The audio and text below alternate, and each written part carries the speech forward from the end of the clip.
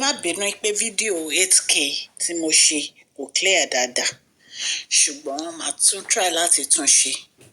ṣùgbọ́n gist tèmi wọ́n ní kábíyèsí wọ́n ní wọ́n sọ fún Queen Naomi pé kí wọ́n move lọ sí another apartment tí àwọn rà fún wọn another home wọ́n ní ilé yẹn wọ́n ló ní oríṣiríṣi nǹkan nínú wọ́n ní nítorí ọ̀rọ̀ tó ṣẹlẹ̀ nípa propose tí arákùnrin tó wà ní Canada yìí wá propose sí wọn wọ́n ní ṣe ní kábíyèsí sáré wọ́n ní kí wọ́n move wọ́n ní Queen Naomi dẹ̀ láwọn ò lè move pé kí ló dé tí kábíyèsí máa ní káwọn move pé every time kábíyèsí máa ní káwọn move pé kí ló dé táwọn fẹ́ máa move kiri ṣé mọ̀ pé ilé wọn tó wà ní Lẹ́kì ilé Queen Naomi tó wà ní Lẹ́kì wọn náà ti gbé sí market ìpín fẹ́ tà ṣé mọ̀ pé bí wọ́n ṣe ní kán move lọ sí Royal Mansion náà nìyẹn so right now wọ́n ní kábíyèsí tó ti get another ilé ní Àkúrẹ́ wípé kí Queen Naomi move lọ sí ibẹ̀ nítorí arákùnrin tó wà ní Canada tí wọ́n pè ní pásítọ̀ yìí ẹ jẹ́ ká jọ wọ inú gist tẹ̀ ní ẹ̀yin aráalé. Mashola Gist TV ń kí yín Mashola Gist TV ń kí yín adúpẹ́ adúpẹ́ atọ́pẹ́dá Mashola Gist TV ń kí yín Mashola Gist TV ń kí yín ó ní ẹ ṣé o lọ́wọ́ ọkùnrin lọ́wọ́ obìnrin lọ́wọ́ ọmọdé lọ́wọ́ àgbà lórí gbogbo bẹ́ẹ̀ ṣe ń comment tẹ̀ ń like tẹ̀ ń share adúpẹ́ ní ọwọ́ gbogbo yín Mashola Gist TV ń kí yín ẹ̀yin olólùfẹ́ wa ẹ káàbọ̀ sí Mashola Gist TV ṣé àlàáfíà ni ẹwà gbogbo lè ń kọ́ orúkọ mi ni Mashola kò yí padà a máa ń sọ̀rọ̀ nípa celebrity gist royal gist politics àti gbogbo nǹkan tó ń ṣẹlẹ̀ ní agbègbè orílẹ̀-èdè bàbá wa ní ilẹ̀ Nàìjíríà a ń sọ̀rọ̀ nípa celebrity gist royal gist politics àti gbogbo nǹkan tó ń ṣẹlẹ̀ ní orílẹ̀-èdè wa ẹ̀yin èèyàn lè tẹ́ bá ti subscribe ẹ tẹ notification bell kẹ́ ẹ subscribe so that a bá ti post any gist ẹ máa rí à ń sọ Yorùbá lórí channel yìí nítorí pé a fẹ́ gbàgbé àṣà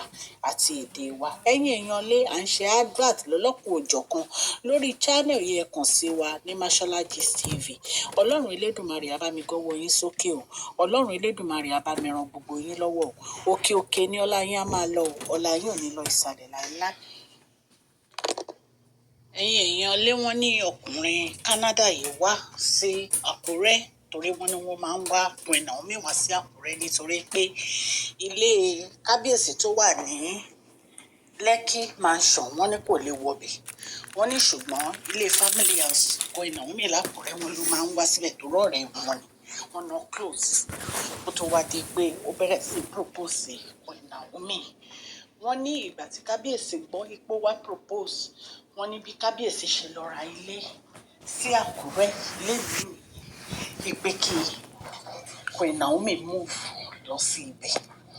ẹ̀yin èèyàn lé wọ́n ní Queen Naomi dẹ́ni rárá àwọn ò lè move lọ síbẹ̀ wípé kábíyèsí ò lè máa move àwọn all the time lọ sí different house ẹ̀yin èèyàn lé wọ́n ní kábíyèsí ní kí wọ́n move o lọ sí ilé tuntun èyí tí kábíyèsí tí wọ́n rà sí Àkúrẹ́ so wọ́n ní ilé wọn tó wà ní Lẹ́kì wọ́n ní wọ́n ti rent out wípé wọ́n rent out ṣe mọ̀ pé Queen Naomi ní ilé ní Lẹ́kì ṣùgbọ́n wọ́n ní royal house ni wọ́n máa ń wà tó bá wà lẹ́kọ̀ọ́ ṣùgbọ́n right now wọ́n ní kábíyèsí ra ilé míì sí Àkúrẹ́ wípé kí wọ́n move lọ síbẹ̀ tí wọ́n bá ti wà l'Àkúrẹ́ páwọn ò fẹ́ kí wọ́n wà ní family house wọn mọ́ wọ́n nítorí ọkùnrin yìí máa lọ ń rí wọn ń bẹ̀ so bí a ṣe gbọ́ nìyẹn allegedly ẹ̀yin náà mọ̀ pé kábíyèsí ò fi ọ̀rọ̀ Queen Naomi ṣeré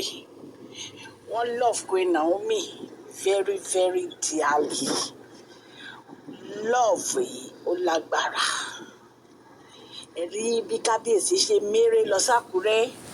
nígbà tí kábíyèsí gbọ́ pé Queen Naomi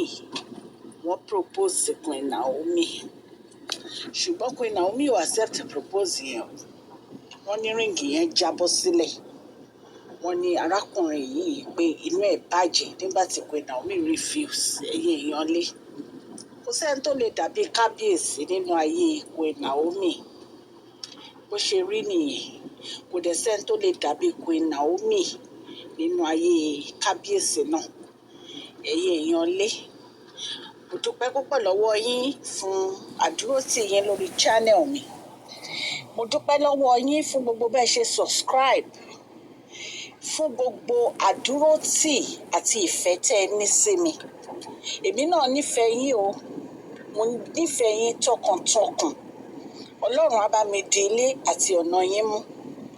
Òkè òkè ni ọlá yín á máa lọ o. Ọlá yín ò ní lọ ìsàlẹ̀ láéláé. Please share this video, like and subscribe.